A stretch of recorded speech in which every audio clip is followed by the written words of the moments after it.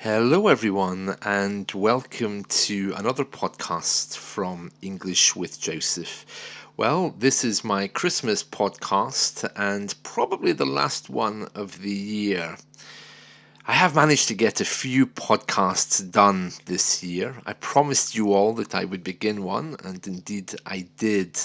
And I really hope it's something that I'm able to continue as the months go on. It's been very difficult with COVID, with other things happening.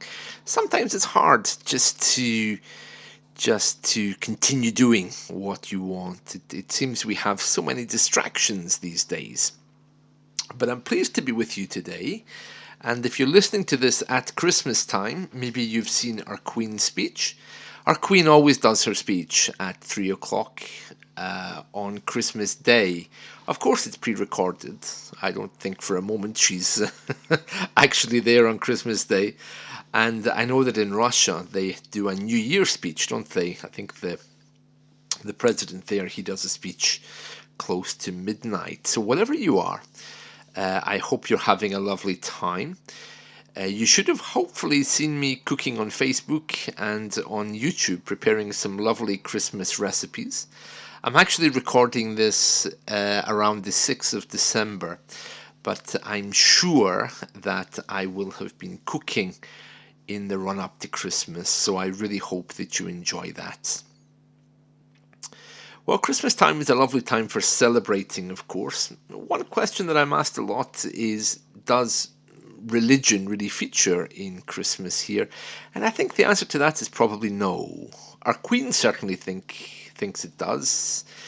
In her speech last year, she seemed to be making direct references to her role as head of the church.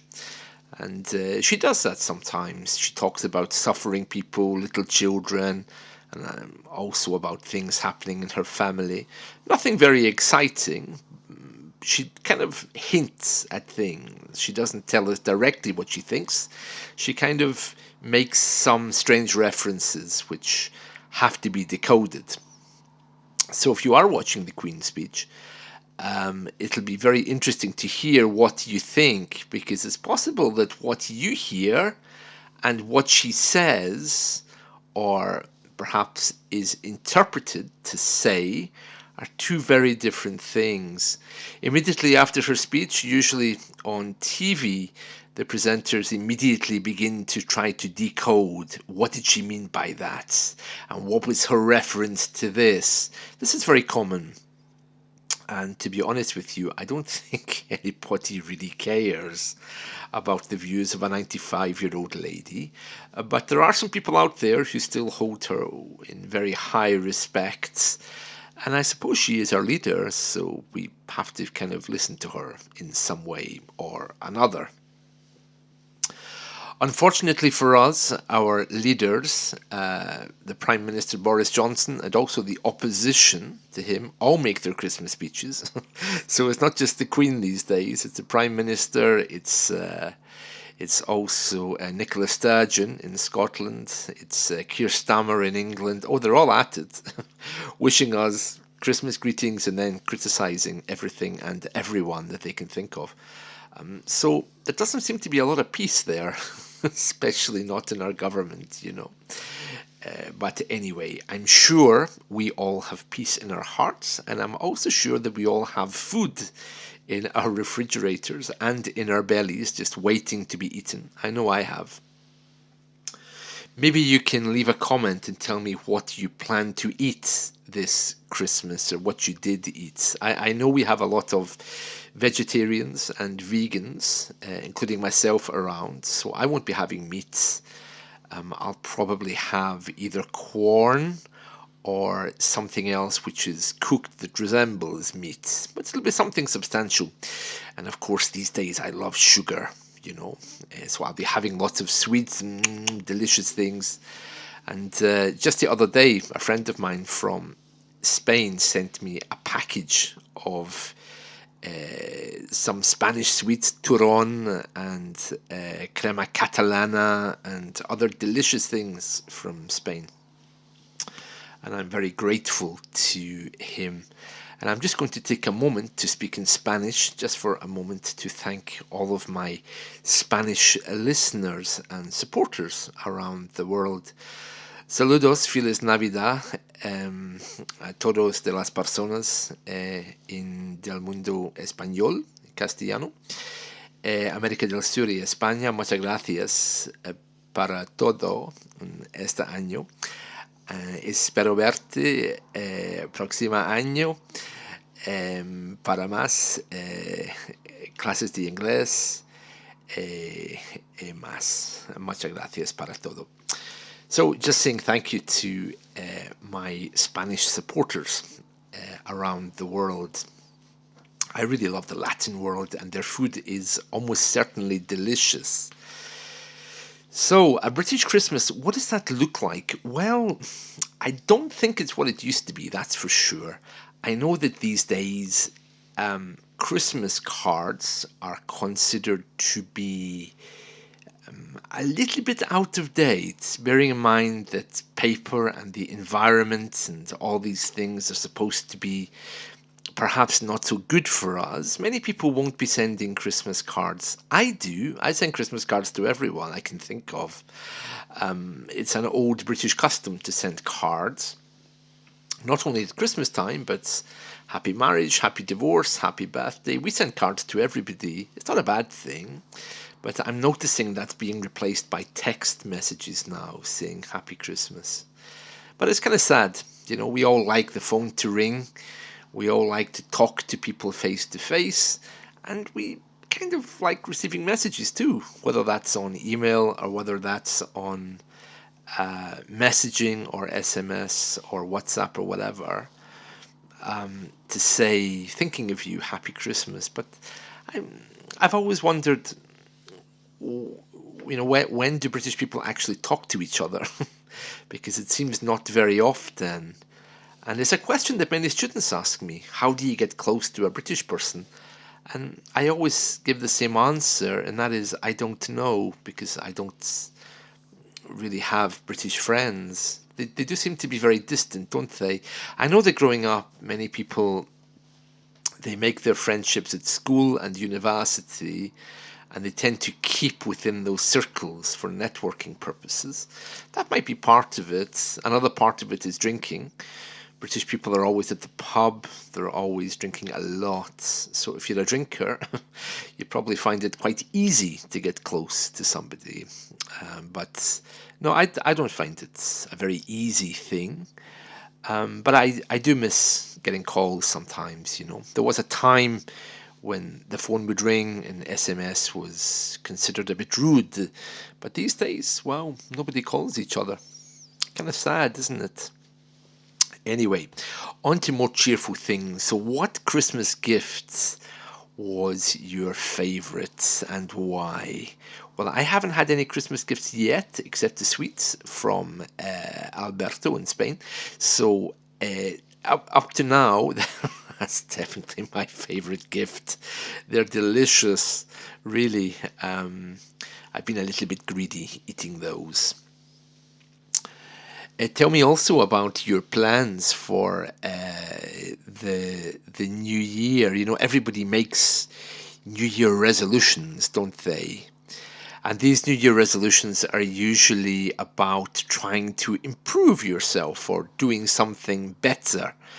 So, for example, maybe like spending more time with your English, or taking more English lessons, or reading more things in English, watching more English TV shows. These things are very healthy habits. Habits of good learners include maybe 1 hour every day, 15 minutes of reading, 15 minutes of writing, 15 minutes of listening. You know, just over the four disciplines: reading, writing, listening, and speaking. Speaking is the easiest because you can do shadowing with that. Writing is a bit more difficult because you have to get someone to check what you've written. But these are good habits, 1 hour a day. What I want to say at this moment is really something that that I'm always saying, but I just want to put it into some kind of perspective. And that is, when you spend an hour with a textbook, it's not the textbook that teaches you. The purpose of the textbook is to really get you to be more open and to be more ready to learn. I'll give you kind of an example with that. If you're going to the doctor, for example, if you're sick, okay, sometimes the moment you've made an appointment, the moment you've booked that appointment is when you start to feel better, because you know you've done something. You know you're on the way to being better. You know, it's kind of like, at last I feel better, I'm going to the doctor, you know. It's kind of the same with English, you know. You can open a book and you might not be in the mood to learn, but you know that you've done something. And the good thing about it is it leaves you open. It leaves you with an open mind, ready to receive more English if you encounter it in that same day, for example. So even though it might not seem that you're doing very much, actually what it's doing is it's opening you up, ready to learn. And this is a wonderful thing, because then you're waiting to receive rather than trying to pull out complicated grammar from a book.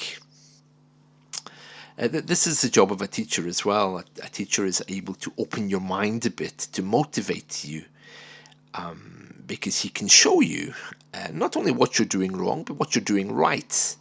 And when he motivates you, he leaves you with a more open mind and you're open to receiving English. Whereas before the class, you might be thinking, you know what, I really can't be bothered with English. It's Christmas time and I really have to cook and buy presents. I have no time, blah, blah, blah, yada, yada. So just to take one step, that doesn't mean necessarily booking an English lesson, but it might mean opening a book. What that does, it just makes the way ready for you to learn.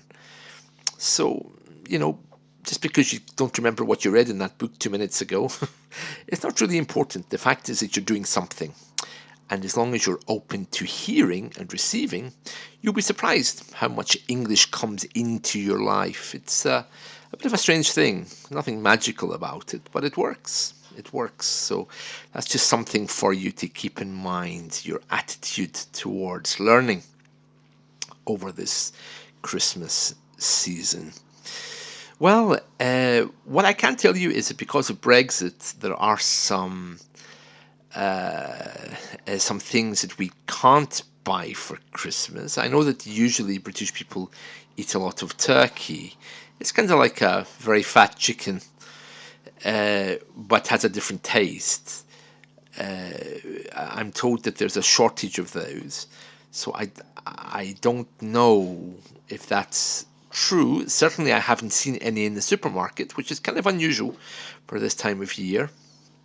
I've also heard that one of our supermarkets has actually got a very, very large boat offshore to arrange its own things, to import them, because there's a feeling that because of our relationship with the EU, many things might not be available at Christmas time. I don't know how true that is, but I can tell you that we definitely do have a shortage of some things, such as sugar. A few weeks ago, I was told that no one in the country can get it. And I went to get my cat vaccinated for the flu. And I was told that vaccines aren't available in the country at the moment. So there are definitely shortages. But anyway, I'm sure we will have a lovely Christmas just the same. I don't know how deep these shortages are. I've also heard stories that people can't buy things with chips in them, like mobile phones and computers. But we live in such a disposable society. It's possible to go down to the local mobile shop and just buy a second-hand one anyway, which is brand new. So I don't think there's such a problem with that. But some people seem to think that this is a big deal. Did you manage to get all of those books read that you wanted to read throughout the year? Did you manage to keep last year's New Year's resolutions, even if you don't remember what they were. Perhaps I can't remember what I decided last year. I think it was to read more, but yeah, that didn't really work. Although I did get back into my piano again, and thanks to Hormoz, I picked up some very good Persian. Thank you, Hormoz, if you're listening. So I spent a lot of time with that as well. So it would be interesting to hear about your New Year's resolutions. For those of you who aren't celebrating Christmas at this time of year, well, maybe it's just a time for you to hear a little bit more about Christmas celebrations. It's kind of like, if you're in the Arab world, Christmas is kind of like Eid, except that we don't go to the streets to wish everyone happy Christmas. We we we tend to keep it more in the family, because when you live in an environment which is which is very diverse and has many different types of people around, you can't just go and wish the first person you see happy Christmas, because maybe they don't celebrate Christmas. Maybe they are of a different religion or a different faith group or whatever. So within our own groups, we say happy Christmas, but we don't really do anything publicly. The government does put up Christmas decorations, though. Every town has a Christmas tree.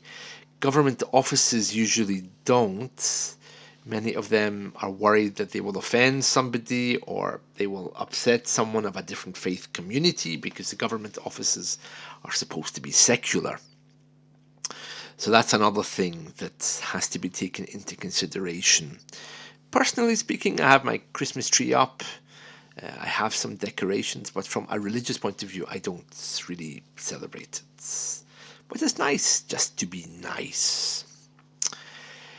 To make it a little bit different, sometimes I take the names of people that I like, all of my friends around the world, and I hang their names on a Christmas tree.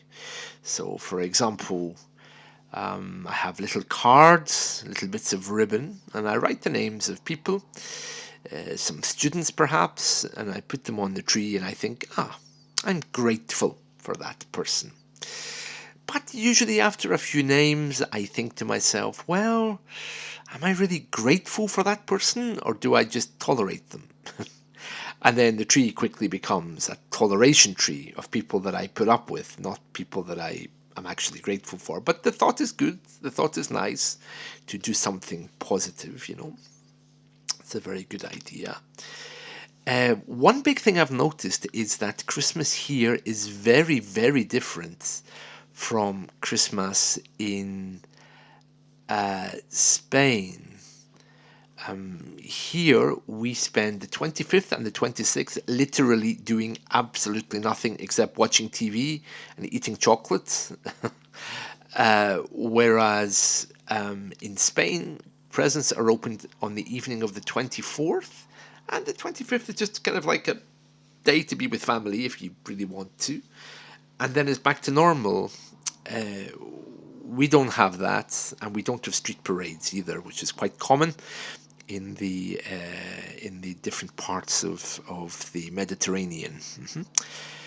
So yeah, very different there, very different. It's much quieter, it seems, and much simpler. I suppose in a capitalist country like Britain or America, everything is very big and presents have to be expensive.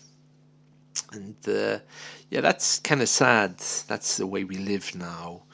Everyone lives in a kind of vacuum of themselves, where they choose who to give a gift to, and everyone else is ignored. It's kind of a sad time as well for many people who are older. So, yeah, Christmas is not my favorite festival. I really hate being told, you will not work today, you will stay at home, you will be happy. I find that very difficult, to deal with. So I'll just do my own thing. I certainly won't be working on Christmas Day, but I think in the days after that I will be.